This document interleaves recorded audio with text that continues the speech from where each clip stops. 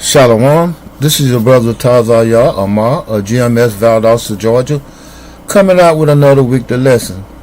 And I pray that it be edifying as well as informative.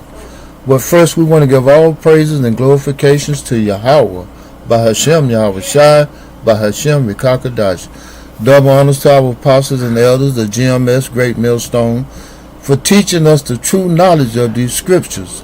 I want to say Shalom and Aham to all the Akwans and Akwat that are striving and thriving in this same 100% true doctrine. Shalom. Today's lesson is based upon the hypocrisy, the double standards, and just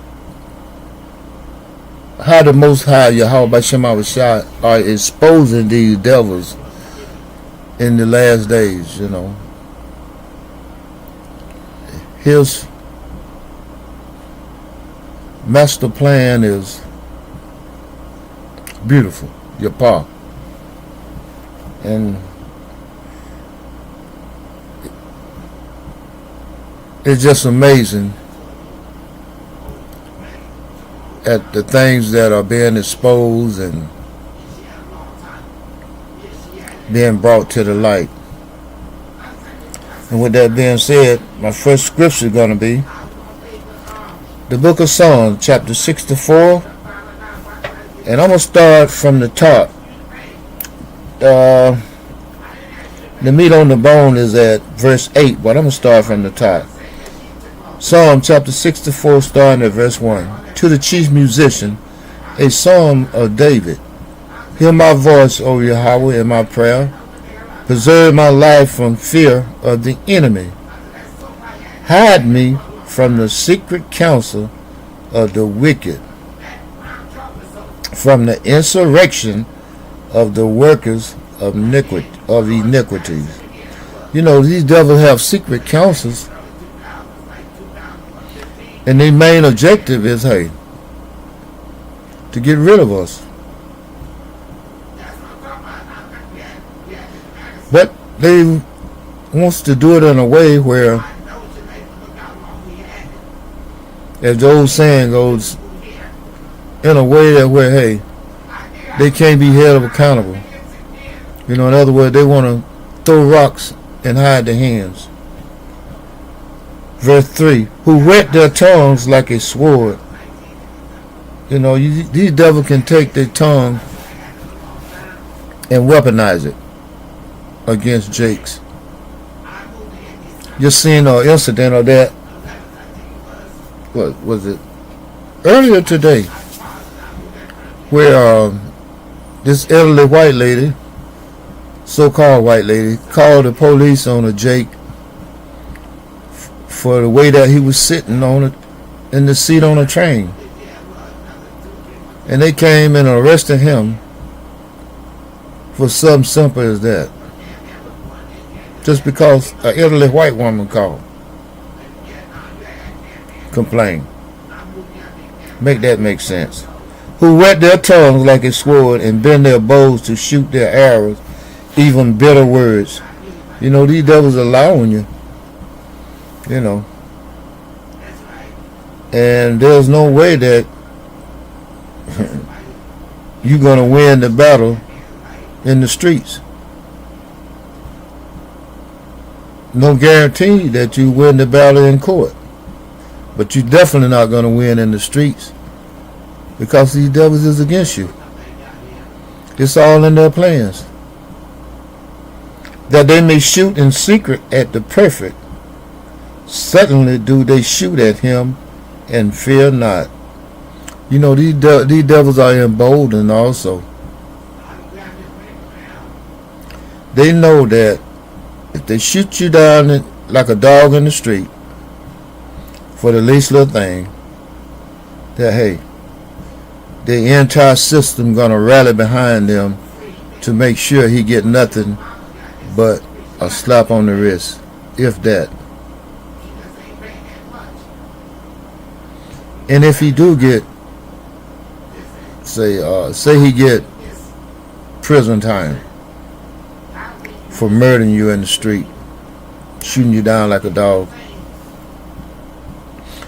He'll probably end up at some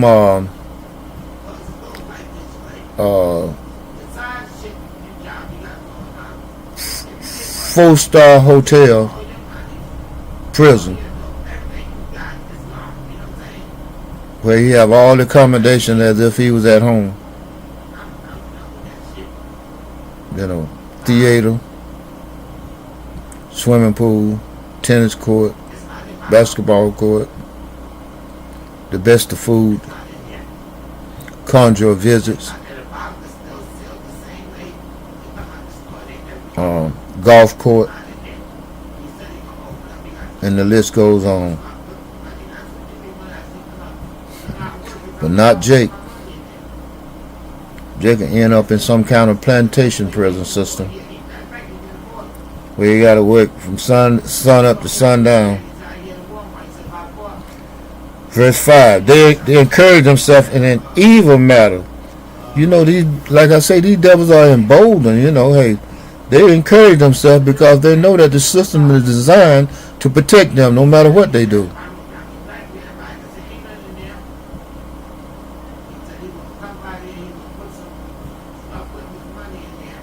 They commune of laying snares privily or privately. They say, who shall see them? These devils, hey, they like a well-oiled machine. Look, once they put something in motion, hey, like I say, everything, the entire system rally behind them. Like clockwork. And they know this. So that's why they have no problem shooting you for the least little thing. They search out iniquities. They accomplish a diligent search. Both the inward thought of every one of them and the heart is deep. But guess what? Verse 7. But Yahweh shall shoot at them with an arrow.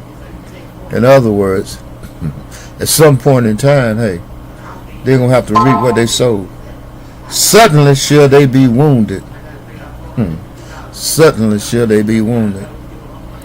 So they shall make their own tongues to fall upon themselves, and all that see them shall flee away.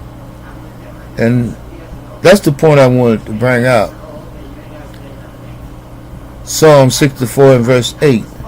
So they shall make their own tongue to fall upon themselves.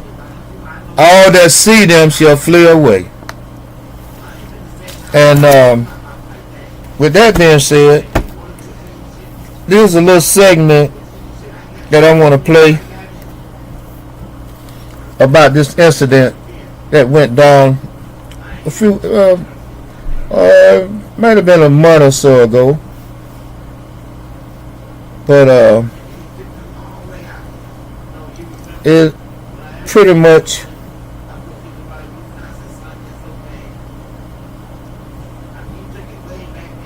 goes into what I'm speaking about now. Okay, let's see. And this is the situation right here that I'm talking about.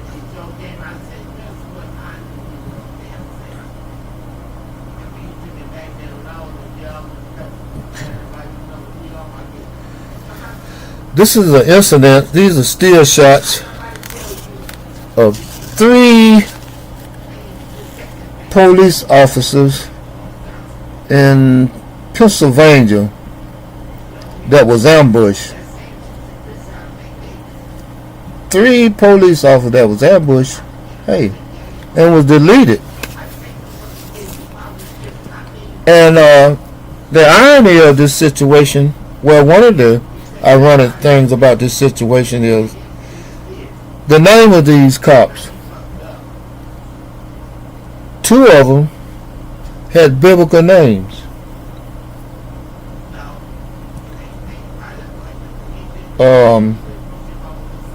Mark and Isaiah were two of the cops, and the other one was had typical Esau name, Cody. But two of them had biblical name, Mark and Isaiah. And the perpetrator that killed them, ambushed them, his name was Matthew Ruth. Imagine that. Matthew Ruth.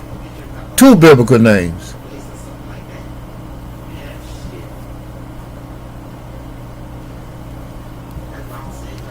Tell me the Most High doesn't have a ironic sense of humor. Mark and Isaiah was ambushed by Matthew Ruth.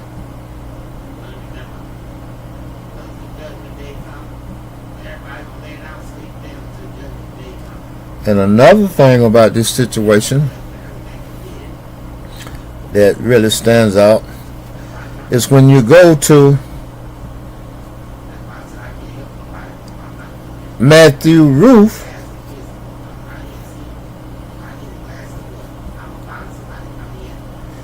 to get a picture of Matthew Ruth,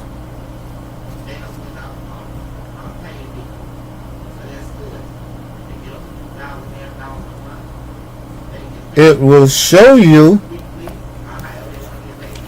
where he lived at, but there's no picture of Matthew Ruth. Wonder why? I think Matthew probably looked like Mark and Isaiah.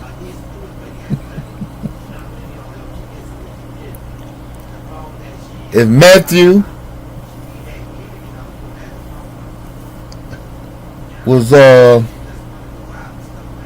let's say if he was melanated somewhat, his picture will be everywhere you look you will see his picture. But since Matthew looked like Mark and Isaiah, and Cody, you can't find a picture of him.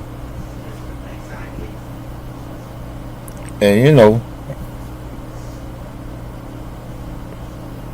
common sense tells me that there's a purpose behind that.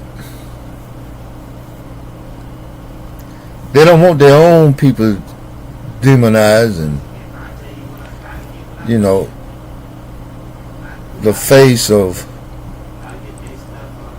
terror, or, you know, it's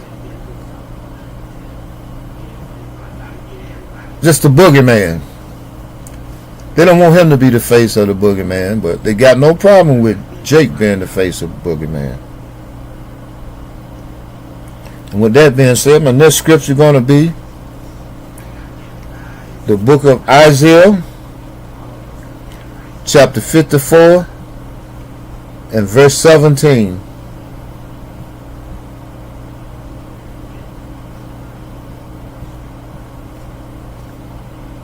The book of Isaiah, chapter 54, verse 17.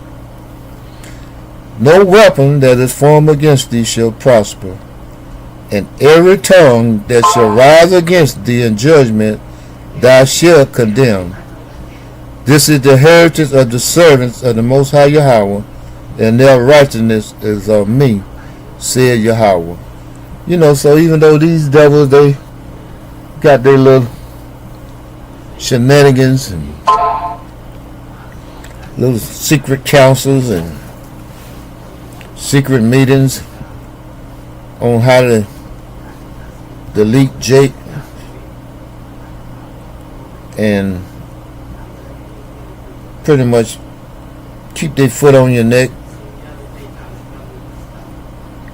so that they can stay on top. continue to rule in this wicked society. But hey, the Most High say this is the heritage of the servants, and their righteousness is of me, said Yahweh.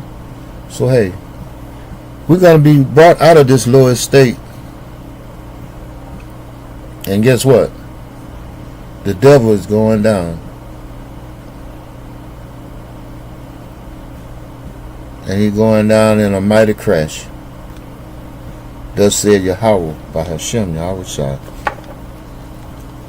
Next scripture is going to be the book of Job, chapter 15, starting at verse 5.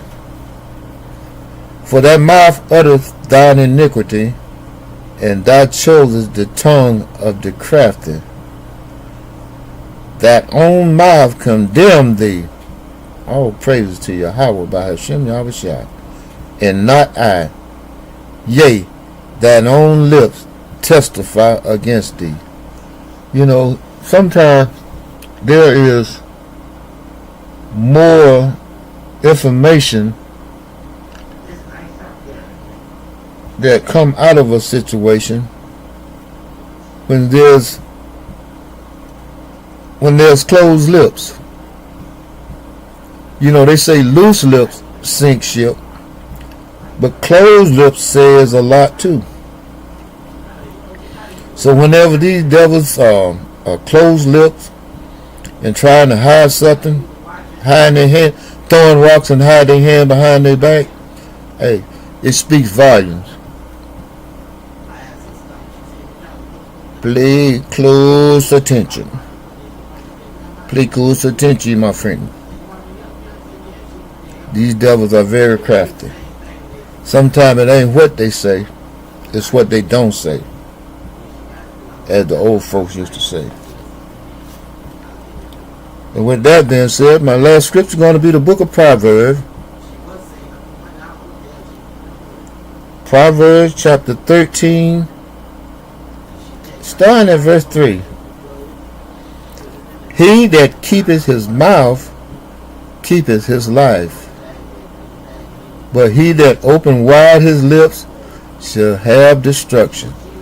You know, there's the old saying that, hey, if two people are arguing and one of them is a genius and the other one is a fool, how could you tell the difference? And with that being said, I'm going to read that verse again. Proverbs chapter 13, verse 3.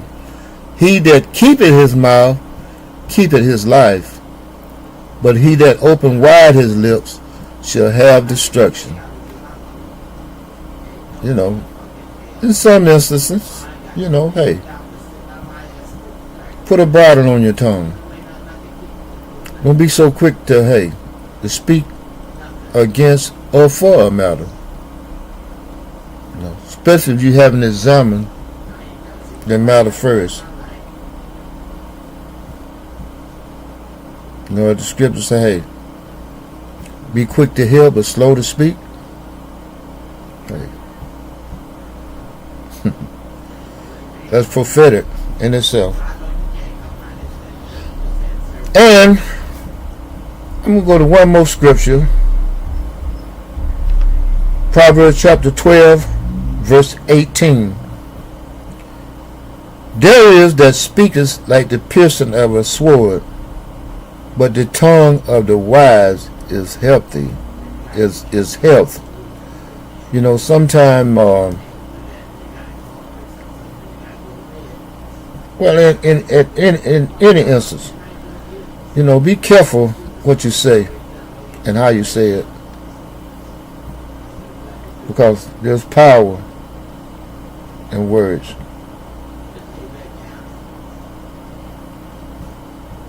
So hey, be circumspect. You know, think twice before you speak.